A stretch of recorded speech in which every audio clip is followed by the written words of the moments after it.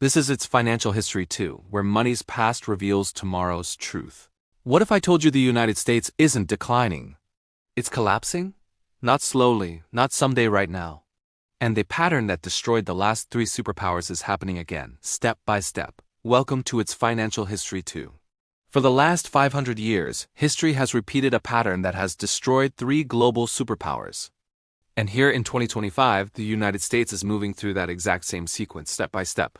Decision by decision almost, as if we're following a script written centuries ago. In 1590, Spain was the richest empire on earth. Their currency dominated the world. Within 80 years, they were bankrupt and irrelevant. In 1914, Britain ruled the largest empire in human history. 40 years later, it was gone. The currency collapsed, and they became America's junior partner. In 1991, the Soviet Union was the second superpower on the planet. In just 900 days, it ceased to exist. No war, just economic implosion. 3 empires. 3 collapses. The same pattern every single time. And what should worry you is this. The United States has already moved through 5 of the 7 stages. We're not approaching the sequence. We're already deep inside it. But before we break down the pattern, you need to understand what the collapse of a superpower actually looks like.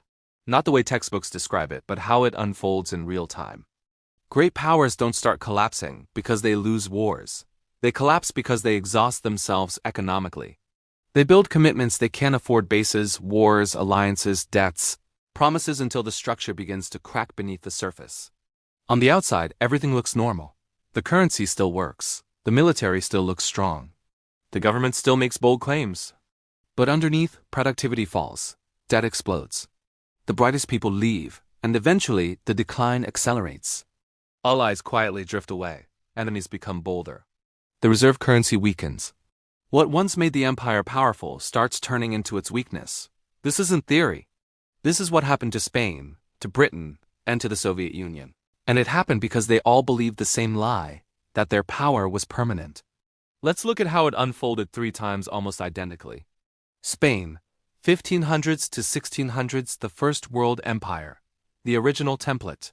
After conquering the Americas, Spain seized the largest gold and silver deposits ever discovered. By 1600, hundreds of tons of silver were flowing into Spain each year. Their currency became the backbone of global trade. And that's where the pattern begins. With a nation so wealthy, it believes nothing can bring it down. Stage 1. Military overextension. Spain fought everywhere, against Muslims, against Protestants, against England, in Asia, in the Americas. Half of Spain's income went to war. And still, it wasn't sufficient. Stage 2. Currency debasement. When taxes weren't enough, the crown diluted the silver in its coins. First a little copper, then more. Soon the silver coins barely contained any silver at all. Inflation exploded and trust evaporated. Stage 3. Debt spiral. Spain borrowed constantly from Italian bankers, German bankers, anyone willing to lend. They defaulted again and again. 1557, 1560, 1575, 1596. 4 bankruptcies in 1 generation. Stage 4. Collapse of productivity. With mountains of imported silver, Spain stopped producing. Why innovate when you can buy everything? Why work when imported goods are cheaper? The mines eventually dwindled, and when the silver slowed, the entire economy crumbled. Stage 5. Social breakdown. Crime soared. Poverty spread. Skilled workers left for Northern Europe. By 1700, Spain was a hollow empire, large on maps, powerless in reality. Britain, 1900s at its peak. Britain controlled a quarter of Earth's land and people. The pound sterling ruled global trade. And yet the pattern was already unfolding. Stage 1. Overextension. Troops and colonies on 6 continents. Endless commitments. Then World War I arrived. Britain chose to fight and bankrupted itself to win. Stage 2. Currency failure. After the war, Britain tried to restore the pound's pre-war value. But the economy couldn't support it. Exports collapsed.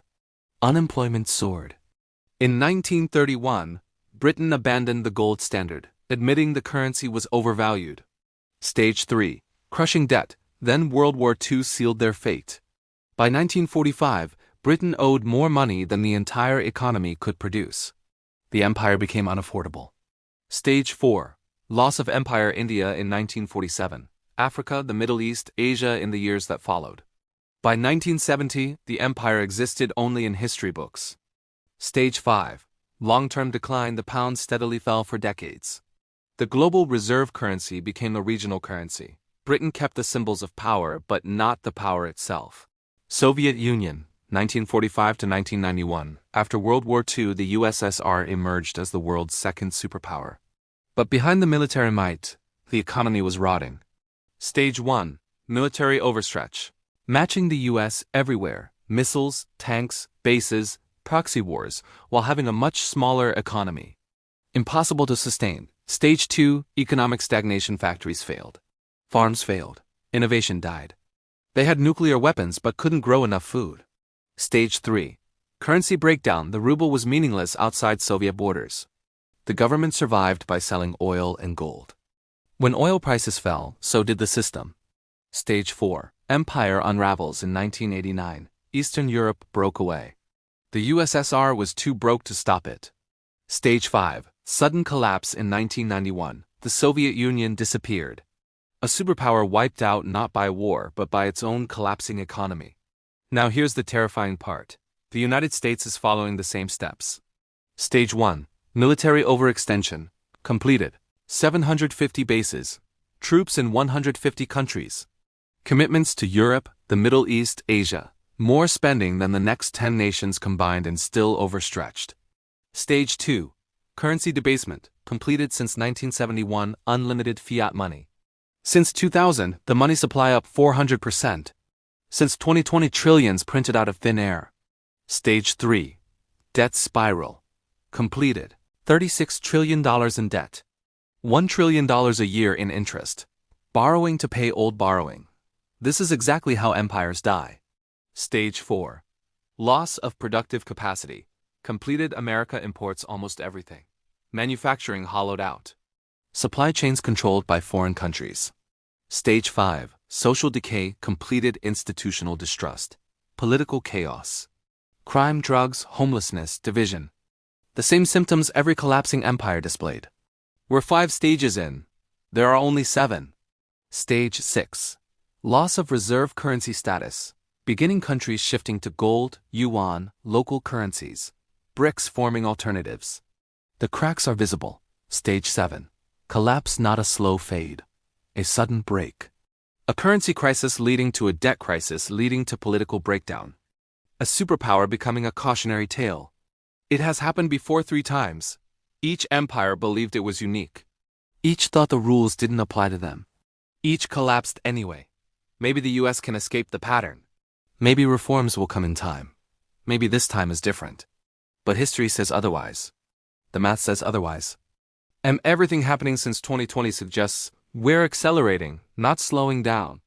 If this opened your eyes to where we are in the cycle, make sure you follow along, because when stage 6 and 7 hit, people will be desperate to understand how it happened, and the clues aren't hidden in the future. They're written in the past. Don't forget to subscribe to the channel and hit the like button.